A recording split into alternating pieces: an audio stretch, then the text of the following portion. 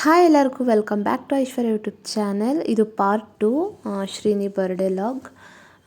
Time ಇವಾಗ 2:45 ಆಗಿತ್ತು.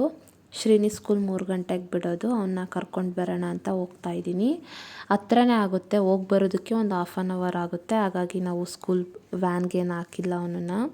ಒಂದು ಶಾರ್ಟ್ ಕಟ್ ರೋಡ್ ಸಿಕ್ಕಿದೆ, ಹಾಗಾಗಿ ಹತ್ರ ಆಗುತ್ತೆ. ಇಲ್ಲಾಂದರೆ ಹೋಗಿ ಬರೋದಕ್ಕೆ 1 ಅವರ್ ಆಗ್ತಾಯಿತ್ತು. ಒಂದು ಶಾರ್ಟ್ ರೋಡ್ ಸಿಕ್ಕಿದೆ, ಹಾಗಾಗಿ ಅದಾದಮೇಲೆ ಸ್ಕೂಲ್ ಹತ್ರ ಹೋದೆ. ಒಂದು 10 ನಿಮಿಷ ಇದ್ದಂಗೆ ಆಚೆ ಕೂರಿಸಿರ್ತಾರೆ. ಅವನ್ನ ಬೆಲ್ ಹೊಡೆದ್ಮೇಲೆ ಅವ್ನ ಕರ್ಕೊಂಡು ಮನೆಗೆ ಬರ್ತೀನಿ. ಹಾಗೆ ಹೋಗ್ತಾ ಏನೆಲ್ಲ ಆಯಿತು, ಏನೆಲ್ಲ ಕಲಿತೆ, ಮ್ಯಾಮ್ ಹೊಡೆದ್ರು ಎಲ್ಲ ಹೇಳ್ತಾ ಇರ್ತಾನೆ. ನಡ್ಕೊಂಡು ಸುಮ್ಮನೆ ಬರ್ತಾನೆ. ಅಮ್ಮ ಕಾಲು ನೋವು, ಅದು ನೋವು, ಇದು ನೋವು ಅಂತ ಏನು ಹೇಳೋದೇ ಇಲ್ಲ ಅವನು.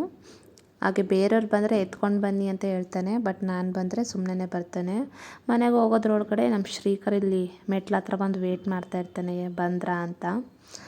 ಅದಾದಮೇಲೆ ಸ್ಕೂಲ್ಗೆ ಚಾಕ್ಲೇಟ್ ಕಳಿಸಿದ್ದೆ. ಅಣ್ಣ ತಮ್ಮ ಇಬ್ಬರು ಒಂದು ಕಿತ್ಕಾಡ್ಕೊಂಡು ತಿಂತಾ ಇದ್ದಾರೆ. ಸಂಜೆ 4 ಗಂಟೆ ಆದಮೇಲೆ ನಾನು ಯಾವಾಗಲೂ ಪಾರ್ಕಿಗೆ ಕರ್ಕೊಂಡು ಹೋಗ್ತೀನಿ ಆಟ ಆಡಲಿ ಅಂತ. ನಾನು ಕರ್ಕೊಂಡು ಹೋಗದೇ ಇದ್ದರೂ ಅವರನ್ನೇ ನೆನಪು ಮಾಡ್ತಾರೆ, ಅಮ್ಮ ಪಾರ್ಕಿಗೆ ಹೋಗೋಣ ಬಾ ಅಂತ. ಇಷ್ಟೊಂದು ಎಲ್ಲ ಆಟ ಆಡೋದಿದ್ರು ಅವ್ರ ಮಣ್ಣಲ್ಲೇ ಆಟ ಆಡೋದು. ನಾನು ಆಟ ಆಡಲಿ ಅಂತ ಬಿಡ್ತೀನಿ, ಇವಾಗ ಆಡದೆ ಇನ್ಯಾವಾಗ ಆಡ್ತಾರೆ ಅಂತ.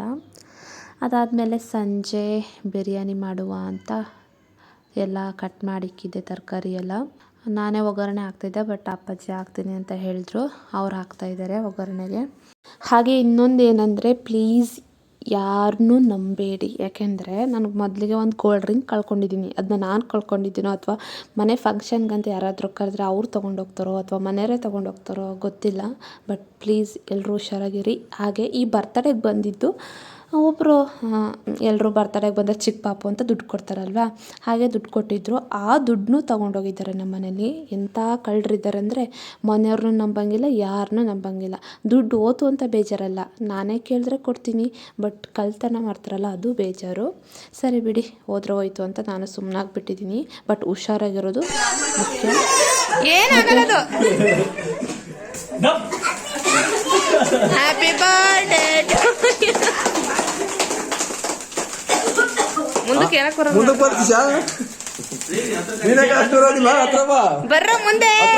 ಹಾಗೆ ಕೇಕ್ ಎಲ್ಲ ಕಟ್ ಮಾಡಿ ಎಲ್ಲರೂ ತಿಂದ್ಕೊಂಡು, ಮಾಡಿದ ಬಿರಿಯಾನಿ ಕೂಡ ಎಲ್ಲರೂ ತಿಂದ್ಕೊಂಡ್ವಿ. ಪ್ಲೀಸ್ ಯಾರನ್ನೂ ನಂಬೇಡಿ, ಹುಷಾರಾಗಿರಿ. ಈ ಮಾತಂತೂ ಹೇಳ್ತೀನಿ. ನಾವು ಒಂದು ನಂಬಿಕೆ ಮೇಲೆ ಇಟ್ಟಿರ್ತೀವಿ ವಸ್ತುಗಳನ್ನ, ಬಟ್ ಆ ವಸ್ತುಗಳು ಕಳೆದಾಗ ಎಷ್ಟು ಬೇಜಾರಾಗುತ್ತೆ ಅಂದರೆ, ನಾವೇನು ಅಷ್ಟೊಂದು ರಿಚ್ ಅಲ್ಲ, ಏನೋ ಕಷ್ಟಪಟ್ಟು ದುಡ್ದು ತೊಗೊಂಡಿರ್ತೀವಿ, ಅದನ್ನು ತೊಗೊಂಡೋಗ್ತಾರೆ. ಕೇಳಿದ್ರೆ ನಾನೇ ಕೊಟ್ಬಿಡ್ತೀನಪ್ಪ. ನಾನು ನಿಜ ಬೇಜಾರು ಮಾಡ್ಕೊಡಲ್ಲ, ಖುಷಿಯಿಂದನೇ ಕೊಡ್ತೀನಿ. ಯಾರಿಗೋ ಕೊಟ್ಟಿದ್ದೀನಿ ಅಂತ ಅಂದ್ಕೋತೀನಿ. ಇರಲಿ, ಎಲ್ಲ ಹಣೆ ಬರದಲ್ಲಿ ಬರ್ತಿರುತ್ತೆ. ಇಷ್ಟ ಆಗಿತ್ತು ಬರ್ಡೇ ಲಾಗ್. Thank you.